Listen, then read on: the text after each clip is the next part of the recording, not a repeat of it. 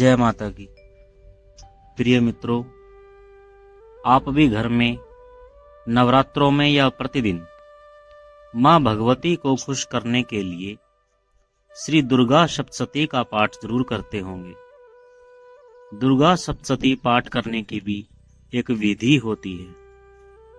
वैसे तो चाहे 1000 बार हमने नवरात्र आदि में भी या प्रतिदिन हमने पाठ किया हो, लेकिन उसका फल तभी मिलता है जब उस दुर्गा सप्तशती पाठ का विधि अनुसार, जो भी उसकी विधि दी गई है उसके अनुसार अगर आप पाठ करते हैं तो मात्र एक बार अच्छे तरीके से भी आपने पाठ कर लिया तो 1000 पाठों की भी जरूरत नहीं होती।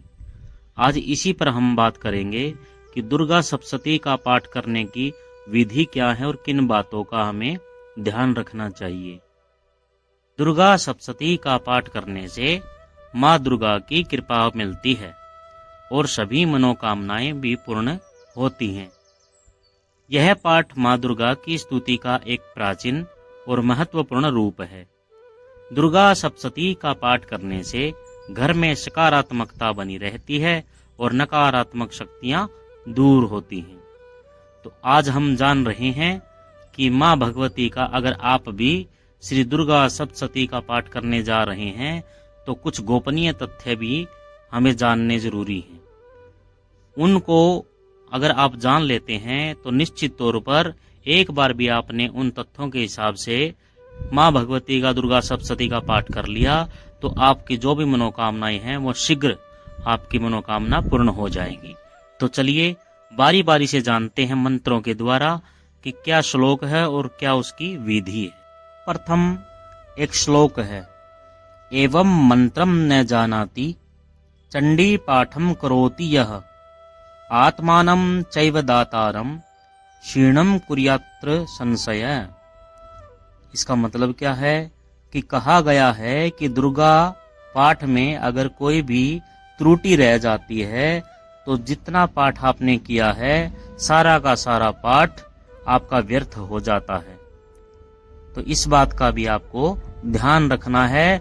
बड़े लगन और भाव से बैठ करके शुद्धि के अनुसार आपको कोई भी त्रुटि नहीं करनी है। मंत्र का अगर आपको ज्ञात नहीं है, आपको मंत्र या श्लोक आता नहीं है तो किसी पास में किसी ब्राह्मण से आप इसको पूछ सकते हैं। अर्गला दूरितम हंति कीलकम फलदम भवेत कवचम रक्षे ये नित्यम तस्मादेतत्रयम् पठेत। इसका मतलब ये हुआ कि दुर्गा सप्तशती के पाठ से पहले कवच करना चाहिए, अर्गला करना चाहिए और किलक का क्रमशः है पाठ करना चाहिए। दुर्गा सप्तशती के 6 अंग हैं, कवच, अर्गला, किलक और तीनों रहस्य। सप्तशती के 6 अंग हैं तो दुर्गा सप्तशती के मूल पाठ से पूर्व कवच, अर्गला और किलक का पाठ जरूरी करें। उसके बाद दुर्गा सप्तशती के पाठ के अंत में तीनों रहस्यों का पाठ भी आवश्यक माना गया है। आगे चलते हैं, उसके बाद अगले श्लोक पर ध्यान देते हैं। इति शब्दो हरे लक्ष्मीं वद्दः कुल विनाशकः ध्यायो हरते प्राणान मार्कंडेयादिकं वदेत। इसका मतलब ये कहते हैं कि यदि दुर्गा सप्तशती के एक ही दिन में कई पाठ करने हों तो कवच, अर्गला और किलक का एक बार ही पाठ करना चाहिए, बार बार इसमें पाठ करने की जरूरत नहीं होती। दुर्गा सप्तशती के पाठ के अंत में तीनों रहस्यों का पाठ करना आवश्यक माना गया है। दुर्गा पाठ के प्रारंभ में और दुर्गा पाठ के अंत में 108 बार नवार्ण मंत्र का उच्चारण भी आवश्यक माना गया है। यदि दिन में 1 से अधिक बार दुर्गा सप्तशती के पाठ किए जाएं, तब भी पाठ के प्रारंभ में और अंत में नवार्ण मंत्र की एक माला का जप आवश्यक माना गया है। दुर्गा के प्रत्येक पाठ के प्रारंभ में रात्रि सूक्त और अंत में देवी सूक्त का पाठ करना भी जरूर चाहिए।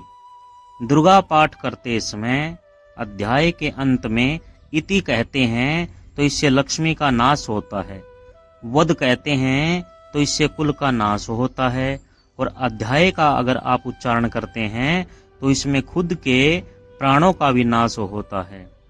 ऐसे इस श्लोक के माध्यम से बताया गया है। तो जब अध्याय समाप्त होगा तो फिर क्या बोलें, उसके बारे में यह बताया गया है। बोलना क्या है?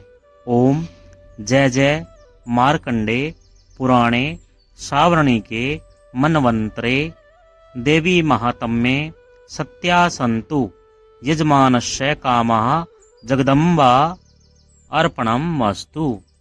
आगे बढ़ते हैं। ओम प्राणाय स्वाहा, अपानाय स्वाहा, उदानाय स्वाहा, व्यानाय स्वाहा, समानाय स्वाहा। अम्बे अंबिके अम्बालिके नमानयति कश्चनः सतस्वकः सुबद्धिकाम काम पीलवासिनीम स्वाहा को बताते हैं माँ भगवती के कुछ गोपनीय तथ्य। जब भी आप दुर्गा का पाठ कर रहे होते हैं तो किसी भी अध्याय के मध्य में विराम नहीं करना चाहिए, आराम नहीं करना चाहिए। यदि किसी कारणवश विराम करना हो तो पुनः उस अध्याय का प्रारंभ से ही पाठ करना चाहिए। आगे बढ़ते हैं। दुर्गा पाठ करते समय अपने हाथ में दुर्गा जी की पुस्तक को नहीं रखना चाहिए, अपितु पृथ्वी पर आसन बिछाकर उस पर दुर्गा की पुस्तक रखकर पाठ करते समय अपना सिर भी नहीं हिलाना चाहिए। दुर्गा जी के पाठ को मन ही मन नहीं करना चाहिए, अपितु उच्चारण करके उच्च स्वर में पाठ करना लाभदायक माना जाता है। जो मनुष्य प्रतिदिन श्री दुर्गा जी का पाठ करता है उसकी कभी भी भविष्य में या अंत तक मृत्यु अकाल नहीं होती। यज्ञ के समय प्रत्येक अध्याय के अंत में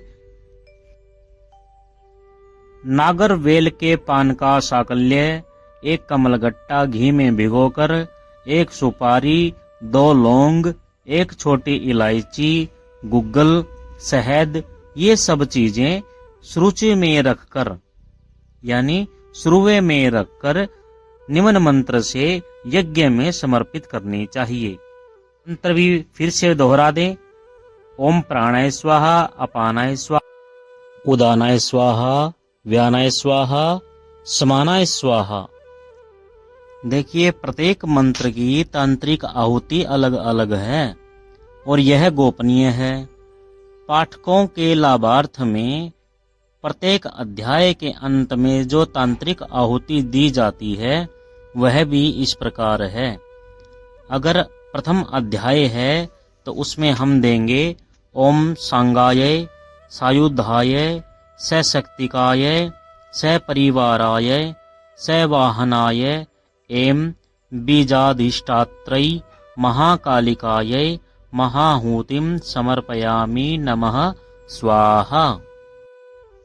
दूसरे अध्याय के अंत में ह्रीं सांगायै, सशक्तिकायै, सपरिवाराय, सवाहनाय महालक्ष्म्यै अष्टाविंशति वर्णात्मिकायै लक्ष्मी बीजाधिष्ठात्रै नमः महाहूतिम समर्पयामि स्वाहा।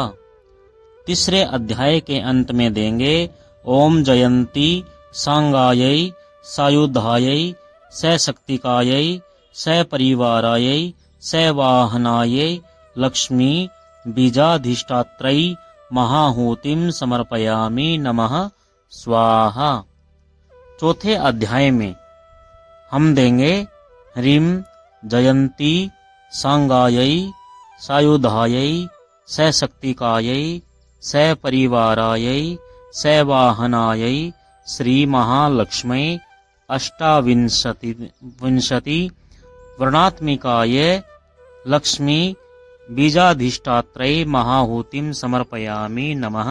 पांचवें अध्याय के अंत में आहुति देंगे क्लीं जयंती सांगायै, सायुधायै, सशक्तिकायै, सपरिवारायै, सवाहनायै धूम्राक्षाय विष्णु मायादि चतुर्विश देवताभ्यो महाहूतिम समर्पयामि नमः स्वाहा।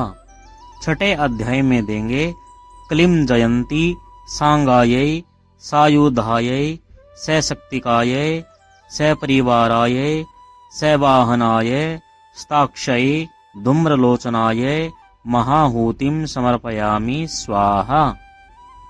सातवें अध्याय में देंगे क्लीं जयंती सांगायै सायुधायै सशक्तिकायै सपरिवारायै सवाहनायै काली चामुंडा दिव्यै कपूरबीज दिष्टात्रै महाहूतिम। आठवें अध्याय के अंत में आहुति देंगे क्लीं जयंती सांगायै सायुधायै सशक्तिकायै सपरिवारायै सवाहनायै रक्ताक्षयै अष्टमात्री सहितायै महाहूतिम समर्पयामि नमः स्वाहा। नौवें अध्याय में आहुति देंगे क्लीं जयंती सांगायै सायुधायै सशक्तिकायै सपरिवारायै सवाहनायै भैरवै तारादेव्यै महाहूतिम समर्पयामि नमः स्वाहा।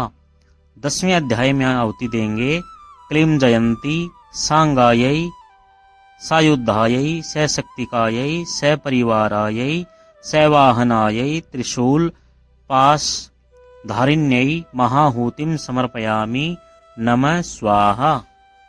अध्याय में आहुति देंगे क्लीं जयंती सांगायै सायुधायै सशक्तिकायै सपरिवारायै सवाहनायै लक्ष्मी बीजधिष्ठात्रै गरुड़ वाहिनी नारायणी देव्यै महाहूतिम समर्पयामि नमः स्वाहा।